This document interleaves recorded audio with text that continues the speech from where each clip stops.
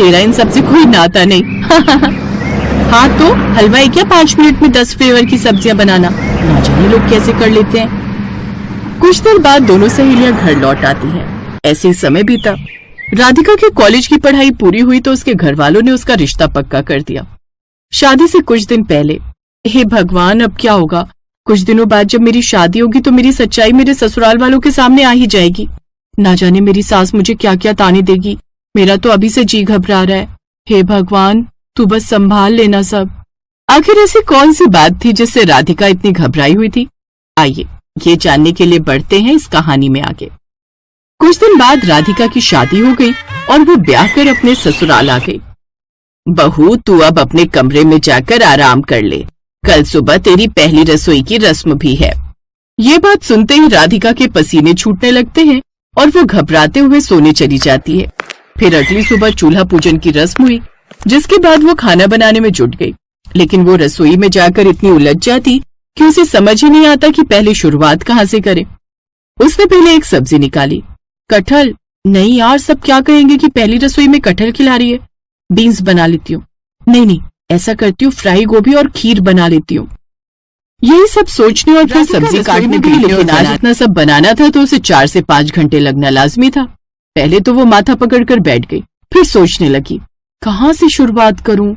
आधा घंटा उसे इसी में लग गया, फिर बाकी 4 घंटे खाना बनाने में। अरे चलो भाग्यवान, इतनी देर में तो हम लोग 4 दावत निपटा देते। सही कह रहे हो, लगता है इन लोगों ने सिर्फ टाइम पास करने के लिए बुलाया था। अरे बैठिए, बस खाना तैयार ही हो गया है। हमें बहुत लेट हो गया, दूसरी जगह भी जाना है। दोबारा दावत पर बुलाना तो किसी रेस्टोरेंट में बुलाना, घर पर नहीं। इतना बोलकर सारे मेहमान चले गए। तुम जाकर बहू को देखो। हाँ माँ, तब तक मैं सर अपने दोस्त से मिलकर आता हूँ नुक्कड़ पे। उसकी सास किचन में गई तो देखा सारा सामान इधर उधर बिखरा पड़ा था। बहू तेरी वजह से आज हमारे मेहमान नाराज होकर लौट गए। तू आज दोबारा मेरे सामने खाना बना। देखती हूँ तू आखिर खाना बनाती कैसे है कि 3-4 घंटे लग जाते हैं। ठीक है सासू माँ। राधिका ने अपनी सास के सामने खाना बनाना शुरू किया। थोड़ी देर में वो सब समझ गई। बस कर बहू, मैं सब समझ गई। तू कोई भी काम ठीक ढंग से अनुशासन के साथ नहीं करती, इसीलिए तुझे इतना वक्त लग जाता है। मैं कुछ समझी नहीं सासू माँ, आप बताइए ना, मैं ऐसा क्या करूँ कि ढेर सारा खाना कुछ ही समय में बन जाए। देख, सबसे पहले तो तुझे जो भी बनाना हो वो एक कागज पर लिख ले, जैसे सब्जी, पूरी, हलवा या जो भी बनाना है। उसके बाद उसमें इस्तेमाल होने वाले सभी मसाले और बाकी सामान की भी लिस्ट बना ले, जैसे प्याज, टमाटर, शिमला मिर्च, नमक, ये सब। और लास्ट में ये जरूर लिखना कि किस काम के बाद कौन सा काम करना है। फिर पढ़ पढ़ के एक एक लाइन से सारे काम करती जा। कुछ दिनों बाद जब ये सब आदत में आ जाएगा तो लिखने की जरूरत नहीं पड़ेगी। वाह सासू माँ, इससे काम तो बहुत आसान हो जाएगा। अगले दिन से उसने ऐसा करना शुरू कर दिया। अब वो 4 घंटे का काम 2 घंटे में करने लगी। करीब 1 हफ्ते तक ऐसा करने के बाद, बहू आज तू बनाएगी शाही पनीर, पुलाव और पूरी। ठीक है सासू माँ। राधिका में शेफ की नौकरी भी मिलेगी। अब राधिका जल्दी से इस कंपटीशन में अपना नाम लिखवा देती है। साथ ही घर आकर और भी ज्यादा तैयारी करने लगती है। अब वो आधे मिनट में एक एक सब्जी बनाकर तैयार करने की प्रैक्टिस करने लगी।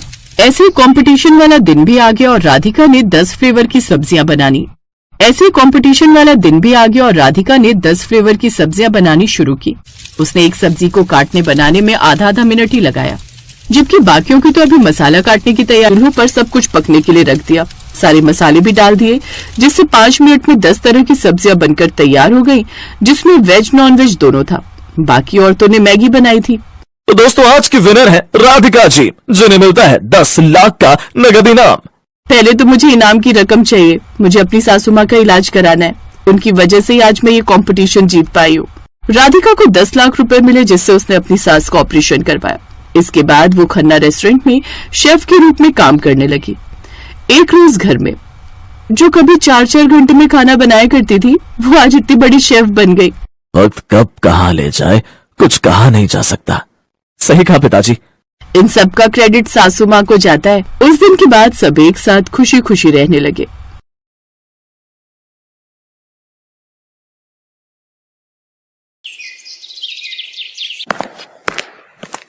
माँ जी, आपसे एक बात पूछनी थी। हाँ बता, क्या बात है? सारे मेहमान चले गए हैं, अब सिर्फ घर के ही लोग बचे हैं, तो खाने में क्या बनाऊं? एक काम कर बहू, दाल चावल और कोई एक सब्जी बना ले। ठीक है माँ जी। और रोटियां कितनी बनाऊं? 40-50 के करीब तो बना ही लेना।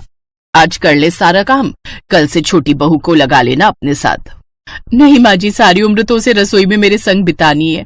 अभी 1-2 दिन अपने पति के साथ बिता लेने दीजिए, जब उसका मन करे वो खुद ही आ जाएगी रसोई में, तब तक मैं कर लूंगी सारा खाना। ठीक है, जैसी तेरी मर्जी, मैं तो तेरे भले के लिए कह रही थी वैसे। इतना कहकर बिमला वहां से उठकर चली गई। दरअसल बिमला स्वभाव से काफी सख्त थी। सिर्फ घर ही नहीं बल्कि पूरा मोहल्ला उससे डरता था, और पति के गुजर जाने के बाद से तो जैसे वो हंसना ही भूल गई थी। बिमला के 2 बेटे थे, बड़ा करण और छोटा अर्जुन। दोनों ही अच्छा कमा रहे थे। कविता करण की पत्नी थी और अब छोटे बेटे अर्जुन की शादी अंकिता के साथ हो गई थी।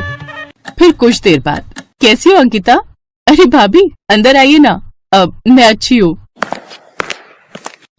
बढ़िया। वैसे बहुत थक गई होगी ना? नहीं नहीं भाभी, ऐसी तो कोई बात नहीं। मैं जानती हूँ ये शादी के फंक्शंस बड़े ही थकाऊ होते हैं, ऊपर से मेहमानों की आवभगत। उफ। अच्छा सुनो, मैं ये कहने आई थी कि रात के खाने के लिए दाल चावल रोटी और सब्जी बना रही हूँ। तुम्हारा कुछ और खाने का मन हो तो बता दो, मैं अलग से बना दूंगी तुम्हारे लिए। नहीं नहीं भाभी, आप सबके लिए जो बनाएंगी मैं भी वही खाऊंगी। बल्कि मैं भी चलती हूँ ना आपके साथ रसोई में, आपकी मदद करने। अभी से? अरे अभी 1-2 दिन नई बहू होने का सुख भोग लो, फिर तो सारी जिंदगी रसोई में ही गुजरनी है, समझी? वैसे भी माँ जी तुम्हें भी कहाँ छोड़ने वाली हैं। ठीक है, अब मैं चलती हूँ, मुझे बहुत सारा खाना बनाना है। बहुत सारा खाना? पर क्यों भाभी, सारे मेहमान तो चले गए ना? हाँ मेहमान तो चले गए, पर माँ जी तो है ना, और जब तक वो हैं हर रोज ढेर सारा खाना ही बनता रहेगा इस घर में। पर ऐसा क्यों भाभी, यहाँ हम 5 लोग ही तो है ना? अंकिता के सवाल का कविता ने कोई जवाब नहीं दिया और वहां से चली गई। उधर कविता का बिना कुछ कहे यूं चले जाना अंकिता को भी थोड़ा अजीब लगा, लेकिन वो नई बहू थी तो उसने चुप रहने में ही समझदारी समझी। फिर रात को खाने के वक्त पर, माँ जी आप भी आइए ना। हाँ हाँ, तुम लोग शुरू करो, मैं बाद में खाऊंगी, अभी मुझे कहीं जाना है। इतनी रात को? सुनिए, आप भी माँ जी के साथ जाइए ना। अंकिता ने अपने पति अर्जुन की तरफ देखकर कहा, लेकिन अर्जुन अपनी जगह से नहीं हिला। इधर बिमला और कविता एक दूसरे की तरफ देखने लगे। कविता, खाना बांध दिया ना? हाँ माँ जी, वही मेज पर रख दिया है। बिमला ने मेज से खाने की पोटली उठाई और बाहर निकल गई। उनके जाने के बाद दोनों भाई और कविता खाना खाने लगे, लेकिन अंकिता को कुछ समझ में नहीं आ रहा था। अंकिता ने ध्यान दिया कि दिन भर ऐसे ही हर 2-3 घंटों के बाद बिमला खाने की पोटली उठाती और घर से बाहर निकल जाती। अंकिता ने यह भी महसूस किया कि बेचारी कविता, वो सारा दिन बस रसोई में खाना ही बनाती रहती थी। फिर 2 दिनों के बाद अंकिता की पहली रसोई की रस्म हुई। उसने सभी के लिए तरह तरह के पकवान बनाए, लेकिन उसका बनाया हुआ हलवा सभी को बहुत पसंद आया। अंकिता, जी माँ जी। हलवा बहुत अच्छा बनाया है तुमने। एक काम करो, खाना खाने के बाद कविता के साथ मिलकर फिर से ऐसा ही हलवा बनाओ। कविता, कम से कम 3-4 किलो सूजी का तो बना ही लेना। जी माँ जी, मैं समझ गई। कविता अपनी सास बिमला का इशारा समझ गई थी, लेकिन अंकिता को तो कुछ पल्ले ही नहीं पड़ रहा था। फिर जब बिमला वहां से चली गई तो अंकिता ने हिम्मत करके अपनी जेठानी से पूछ ही लिया, भाभी ये 4 किलो सूजी का हलवा और एक टाइम में 40-50 रोटियां, आखिर इतना सारा खाना खाता कौन है? मैंने देखा है पूरे दिन में 8-8 बार खाना बनाना पड़ता है आपको, जिसमें से घर के लोग तो थोड़ा बहुत ही खाते हैं, बाकी खाना लेकर माँ जी जाती कहाँ है? तुम्हें ये सब बताने और समझाने की जिम्मेदारी वैसे भी मेरी है। तो सुनो अंकिता, हमारे गांव से कुछ दूर काली नदी को पार करके एक बहुत ही ऊंचा पहाड़ पड़ता है। उस पहाड़ के अंदर एक गुफा है। लोग मानते हैं कि उस गुफा में एक भयंकर दैत्य रहता है। पहले वो हमारे गांव में घुस आता था और किसी भी इंसान को पकड़कर उसे खा लेता था। उसके आतंक से पूरे गांव में दहशत था। लेकिन फिर एक दिन हमारी माँ जी ने उस दैत्य से आंखें मिलाकर बातें की। वो उससे डरी नहीं और उसे वचन दिया कि हर दिन 8 बार वो उसकी गुफा के बाहर उसके लिए खाना छोड़ेंगी, जिसके बदले उस दैत्य ने वचन दिया कि वो कभी गांव के अंदर नहीं आएगा और ना ही किसी इंसान को खाएगा। और बस तभी से ये सिलसिला चला आ रहा है। मैं हर दिन 8 वक्त का खाना बनाती हूँ और माँ जी 8 वक्त वही खाना उस दैत्य के लिए लेकर जाती हैं। लेकिन ये जिम्मेदारी सिर्फ माँ जी पर ही क्यों है? ये तो पूरे गांव का मसला है ना। इस बार अंकिता के पति अर्जुन ने उसके सवाल का जवाब देते हुए कहा, सही कहा तुमने अंकिता। पहले कुछ सालों तक गांव के हर घर से 1 या 2 वक्त का खाना आ जाता था, लेकिन जब हालात सामान्य होने लगे तो लोगों ने इस जिम्मेदारी से मुंह मोड़ना शुरू कर दिया। हमने भी माँ को समझाया पर वो मानी नहीं, और उस दैत्य के 8 वक्त के खाने की जिम्मेदारी हमारे परिवार पर ही है। माफ कीजिए, पर आज के समय में कौन भरोसा करेगा इस कहानी पर? अब के समय में दैत्य कहाँ होते हैं? अब वैसे क्या माँ जी के अलावा आप लोगों ने कभी उस दैत्य को देखा है? नहीं, और हम उसे देख भी नहीं सकते। क्योंकि अगर उसने मां के अलावा किसी और को देख लिया तो वो उसे तुरंत ही खा जाएगा। इसलिए मां हमें कभी अपने साथ लेकर नहीं गई। भाभी, पर आपने कभी इस सब का विरोध क्यों नहीं किया? एक दिन में 8-8 वक्त का खाना बनाना कोई मजाक की बात थोड़ी ही है। अब यही मेरी किस्मत है अंकिता। माँ जी को गांव वालों पर तो तरस आता है, पर अपने बेटों और मुझ पर नहीं। दैत्य का पेट भरने का जिम्मा माँ जी ने लिया है और इसकी पूर्ति हमें ही करती रहनी होगी, शायद जिंदगी भर। कविता ने ये बात बड़े दुखी मन से कही थी। दूसरी तरफ अंकिता ने उसी वक्त ये तय कर लिया कि वो इस कहानी की सच्चाई परखेगी जरूर। अगले दिन जब सुबह सुबह बिमला खाने की पोटली लेकर घर से निकली तो अंकिता भी चुपचाप उसके पीछे चल पड़ी। वो लगातार उसका पीछा करती रही। बिमला ने पहले एक नदी पार की जहाँ उसकी कमर तक पानी था। फिर नदी पार करके वो एक मंदिर में पहुंची, लेकिन वहाँ कोई दैत्य नहीं था, बल्कि ढेर सारे छोटे छोटे बच्चे थे जो बिमला का बेसब्री से इंतजार कर रहे थे।